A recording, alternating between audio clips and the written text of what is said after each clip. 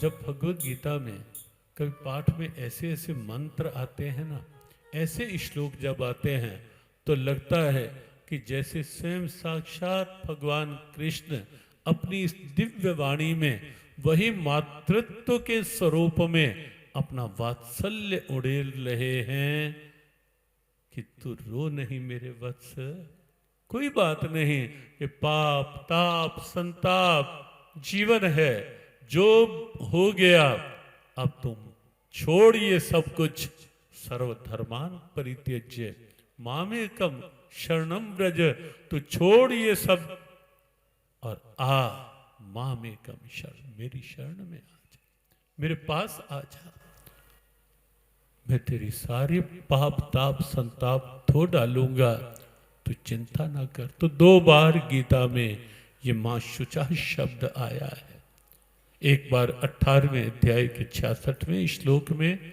और एक बार ये 16वें अध्याय के 5वें श्लोक में, जहां भगवान ने ये कहा मां शुचा संपदम देवीम अभिजातोसि पांडव, हे पांडु पुत्र अर्जुन तू शोक मत कर, तू तो देवी संपदा में उत्पन्न हुआ है।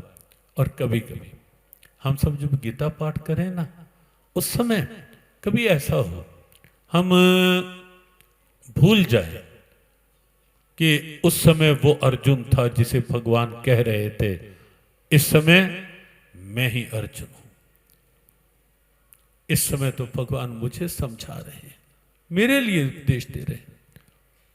और जब ये भाव होगा ना, बहुत आनंद आएगा, बहुत आनंद आएगा इस भगवदीय वाणी को पाठ में लेने का। बिल्कुल लगेगा। 2 छोटे छोटे प्रसंग आप देखें। एक प्रसंग शहंशाह राम स्वामी राम तीर्थ, एक बार डॉक्टर इकबाल उनसे मिलने आए।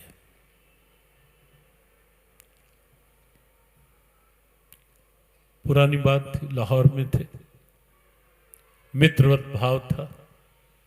डॉक्टर इकबाल वही जिन्होंने सारे जहां से अच्छा हिंदुस्तान हमारा, हम बुलबुलें हैं इसकी जब ये गुलसिता हमारा, ये डॉक्टर इकबाल की ही रचना है। हाँ, बाद में भले ही कुछ अलग प्रभाव से थोड़ा विचार, हाँ उस ओर हमें नहीं बढ़ना, लेकिन हमें इतना है डॉक्टर इकबाल मिलने आए। स्वामीराम सहज बैठे थे, भगवद गीता सामने टेबल पर थी, सामने टेबल पर भगवद गीता थी।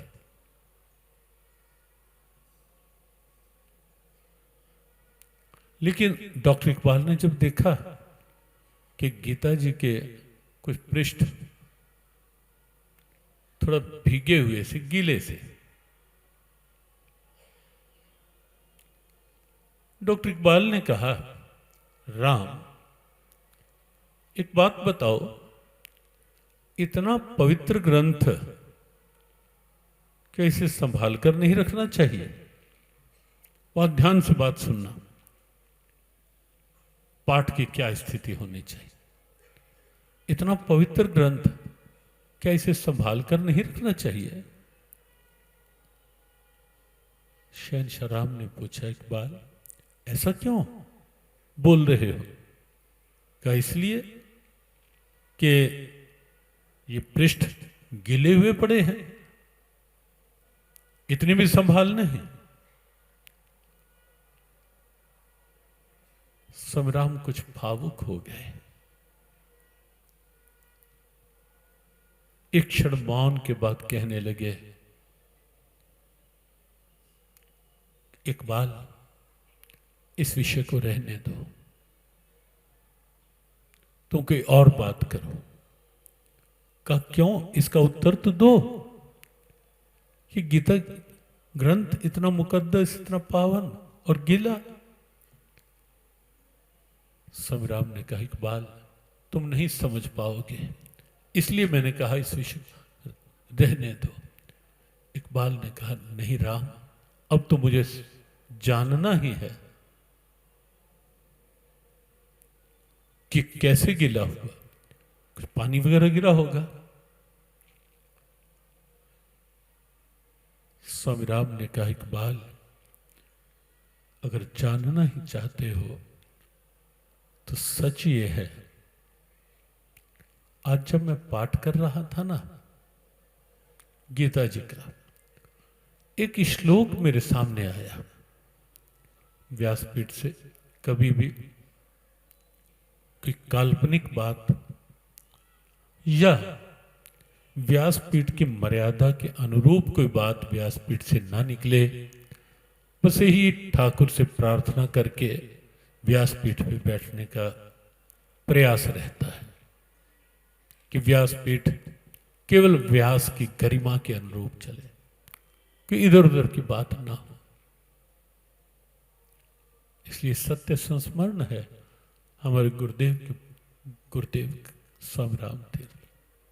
उनका जब मैं पाठ कर रहा था ना, तो एक श्लोक पाठ में सामने आया।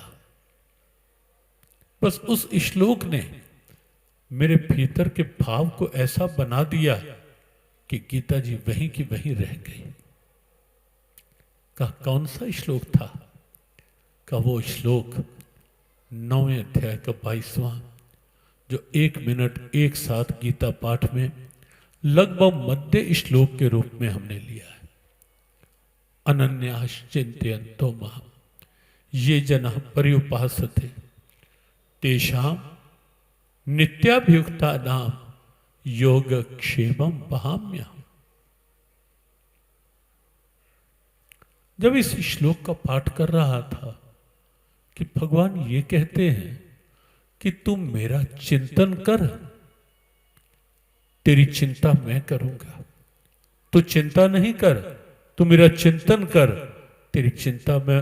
अद्भुत सूत्र है गीता जी का 9वें अध्याय का 22वां श्लोक। ये जो लिए गए 3 श्लोक 1 मिनट एक साथ गीता पाठ, ये सार प्रेरणाएं हैं गीता जी की, अद्भुत सार प्रेरणा है।